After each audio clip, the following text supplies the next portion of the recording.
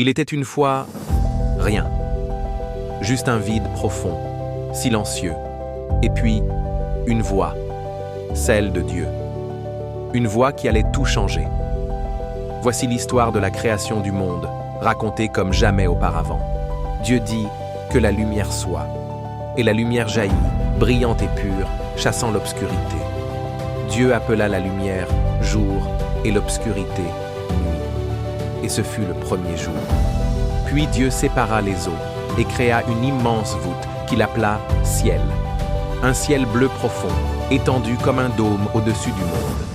Et ce fut le deuxième jour. Ensuite, Dieu rassembla les eaux et fit apparaître la terre sèche. Il l'appela terre et les eaux mer. Puis, il couvrit la terre d'herbes, d'arbres, de fleurs, un monde verdoyant, vivant. Et ce fut le troisième jour. Dieu plaça dans le ciel deux grands luminaires, le soleil pour éclairer le jour, la lune pour la nuit, et des milliards d'étoiles pour embellir le ciel. Et ce fut le quatrième jour. Puis Dieu peupla les mers de poissons, grands et petits, et le ciel d'oiseaux de toutes sortes. L'eau chantait, le ciel battait des ailes. Et ce fut le cinquième jour. Dieu fit les animaux terrestres, lions, éléphants, antilopes et tant d'autres. Puis, il créa l'homme à son image. Il le forma avec amour et lui donna souffle de vie. Il l'appela Adam. Puis, il créa Ève pour qu'il ne soit pas seul.